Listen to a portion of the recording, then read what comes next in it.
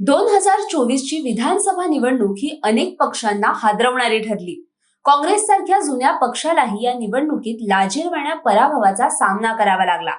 याच पराभवाची जबाबदारी स्वीकारत प्रदेशाध्यक्ष नाना पटोले यांनी राजीनामा दिला. नाना पटोलेंच्या राजीनाम्यानंतर संकटात आलेल्या काँग्रेस पक्षाचे नेतृत्व कोण करणार असा प्रश्न निर्माण झाला.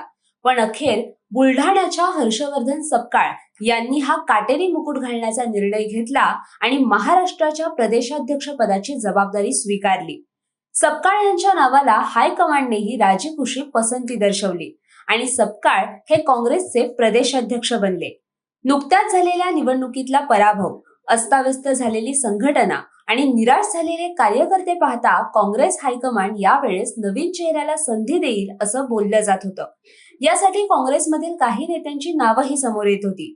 युवकांमध्ये क्रेज असलेले सतेज पाटील, अनुभवी पृथ्वीराज चव्हाण, तसेच लातूरचे अमित देशमुख आणि सांगलीचे विश्वजित कदम ही नावं खास करून चर्चेत होती.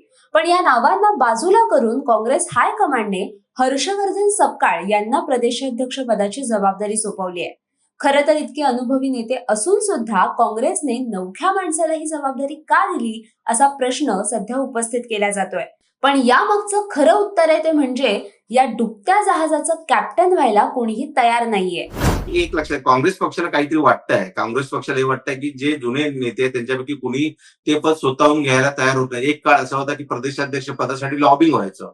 आता मागील 2.5-3 वर्षापासून असं होतं की प्रदेशाध्यक्ष पद घ्यायला कोण तयार होत नाही, कारण भाजपशी उगाच पंगा नको. म्हणूनच काँग्रेस हायकमांडने असं एक नाव दिलंय ज्याला कोणाचाही विरोध नाही आणि सर्वजण त्याला सहकार्य करतील अशी आपण अपेक्षा केली पाहिजे. भाजप सत्तेत आल्यापासून अनेक काँग्रेसी नेत्यांच्या मागे तपास यंत्रणांचा ससेमिरा लागलाय. तसंच केंद्रीय नेतृत्वाचा पक्षावर होल्ड नसल्याने संघटना पूर्णपणे खिळखिळी झाली आहे. काही आमदार, खासदार हे पक्षाच्या तिकिटावर निवडून येत असले तरी ते त्यांच्या ओन क्रेडिटवर निवडून येत आहेत.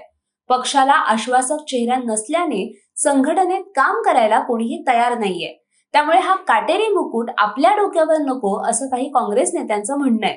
त्यामुळे काँग्रेस हायकमांड पद द्यायला जरी तयार असलं तरी हे बडे नेते जबाबदारी घ्यायला तयार नव्हते असं सांगितलं जात आहे. अनेक दिग्गज नावं होती, ज्यामध्ये माजी मुख्यमंत्री असले पृथ्वीराज चव्हाण असतील, बाळासाहेब थोरात होते. आपल्या सर्वांना माहित आहे की लातूरचे आमदार असलेले अमित विलासराव देशमुख, सतेज उर्फ बंटी पाटील, यशोमती ठाकूर, अनेक जण अशी नावं होती. मात्र या सर्वांच्या नावांना पसंती देण्यात आली नाही. आता ही पसंती देण्यात आली नाही की त्यांनी असमर्थता दर्शवली. जी आपल्याला माहिती मिळते त्यानुसार अनेक जे काय दिग्गज नेत्यांची जी काय नावं मी आता घेतली, या अनेकांनी तो काटेरी मुकुट नको आम्हाला अशा पद्धतीने सांगितले. याचं कारण आपल्या सर्वांना माहित आहे, हे जे अनेक नेते आहेत ते 3 ते 4 टर्म, बाळासाहेब थोरात सारखे नेते 8-8 टर्म आमदार राहिलेले आहेत. माजी मुख्यमंत्री पृथ्वीराज चव्हाण. मात्र यापैकी अनेकांच्या या त्यांच्या जिल्ह्यामध्ये, त्यांच्या विधानसभेच्या मतदारसंघामध्ये अनेक शैक्षणिक संस्था आहेत, सहकारमध्ये काम करतात, साखर कारखाने आहेत. त्यामुळे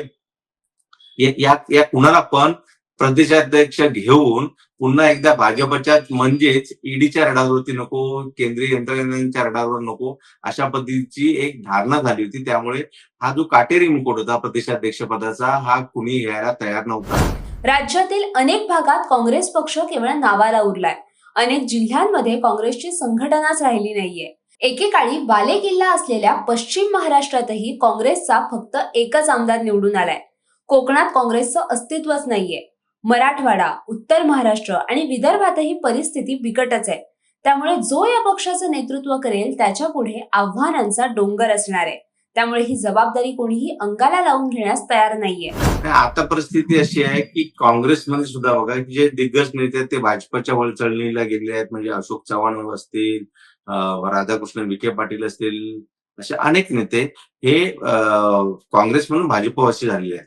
त्यामुळे तुझा जो प्रश्न आहे हे क्लीन इमेजवाला आहे. हर्षवर्धन सपकाळ हे बुलढाणा म्हणजे विदर्भातून येतात, मुख्यमंत्री विदर्भातून आहे, काँग्रेसचा प्रदेशाध्यक्ष हा विदर्भातून आहे, शेतकरी पुत्र आहे, शेतीच्या समस्या माहिती आहे, एक आदिवासी चेहरा आहे, तरुण चेहरा आहे आणि मागे काय बॅगेज नाही, म्हणजे हिस्ट्री काय नाहीये. तुझ्याचा उल्लेख केला कारखानदार, जमीनदार किंवा उद्योजक असं नाही आहे. एक शेतकऱ्यांचा पुत्र आहे आणि तळागाळाशी कनेक्ट असते. त्यामुळे मला वाटतं काँग्रेसने खूप होप्स बघून हर्षवर्धन सपकाळ यांची नियुक्ती केलेली आहे.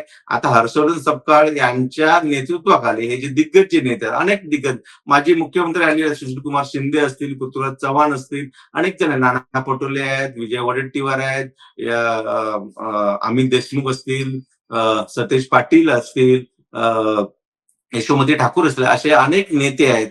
जे नेते आता पराभूत झाले, म्हणजे यशोमती ठाकूर पराभूत झालेले आहेत, नसीम खान पराभूत झालेले आहेत, अनेक नेते पराभूत झाले. त्यामुळे आता हर्षवर्धन सपकाळ यांना या जुन्या आणि नव्या नेत्यांचे मोठ बांधावे लागेल.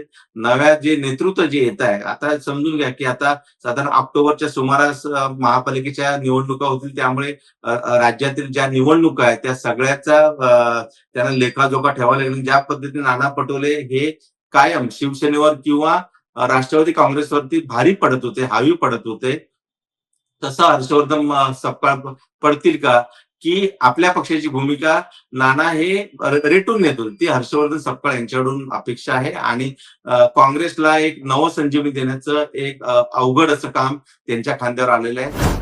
मधल्या काळात काँग्रेसमधील वादही चव्हाट्यावर आला होता. मागचे प्रदेशाध्यक्ष नाना पटोले यांच्यावरच काही काँग्रेस नेत्यांनी नाराजी व्यक्त केली होती. ज्येष्ठ मंडळीही नाना पटोलेंच्या कामावर खुश नव्हते. काही मंडळींनी दिल्ली गाठत हायकमांडकडे नानांच्या कार्यपद्धतीवर आक्षेप नोंदवले होते. त्यांच्यावर पक्षपातीपणाचेही आरोप झाले. असं असतानाही हायकमांड नानांच्या पाठीशी खंबीरपणे उभे राहिले. पण नेतृत्वाने दाखवलेला विश्वास नानांना सार्थ ठरवता आला नाही.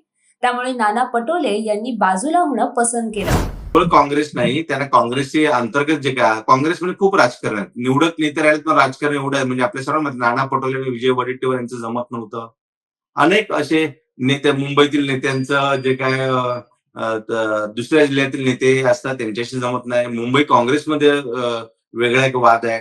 त्यामुळे तू जो प्रश्न केलायस तो स्वाभाविक आहे की त्यांना काँग्रेसमध्ये जे काय राजकारण आहे त्याला तर त्यांना तोंड द्यायचं आहे. मात्र महाविकास आघाडीमध्ये एकीकडे शरद पवार आहेत, जयंत पाटील आहेत, जितेंद्र आव्हाड आहेत, तर दुसरीकडे उद्धव ठाकरे आहेत, संजय राऊत आहेत, अनिल देसाई आहेत. हे जे स्ट्रॅटेजिस्ट आहेत त्यांच्यासोबत सुद्धा त्यांना डील करायचं. मात्र स्वाभाविक आहे ह्यांच्यासोबत सुद्धा नाना पटोले असतील, विजय वडेट्टीवार असतील, बाळासाहेब थोरात असतील, पृथ्वीराज चव्हाण असतील. मात्र जो फायनल से असतो तो प्रदेशाध्यक्षीचा असतो. त्यामुळे मला वाटतं तारेवरची कसरत आहे आणि मला वाटतं कुणाला कुणाला ती करावी लागते. यावेळी ते हर्षवर्धन सपकाळ यांच्याकडे आली आहे. आता हर्षवर्धन सपकाळ यांनी ही जबाबदारी स्वीकारली असली तरी त्यांच्या पुढे अनेक आव्हानं असणार आहेत. काँग्रेसच्या ज्येष्ठ नेत्यांना जुळवून घेत नव्या कार्यकर्त्यांना जोडावं लागणार आहे. धूळ खात पडलेल्या काँग्रेस कार्यालयांवरची धूळ झटकावी लागणार आहे. तर काँग्रेसच्या निराश कार्यकर्त्यांमध्ये पुन्हा जोश भरावा लागणार आहे. त्यामुळे या सर्व आव्हानांना हर्षवर्धन सपकाळ कसे सामोरे जातात आणि येत्या स्थानिक निवडणुकांमध्ये काँग्रेस पुन्हा उभारी घेणार का हे पाहणं महत्त्वाचं ठरणार आहे. याबद्दल तुम्हाला काय वाटतं हे आम्हाला कमेंट करून नक्की सांगा आणि माय महानगर या चॅनेलला सबस्क्राईब करायला विसरू नका.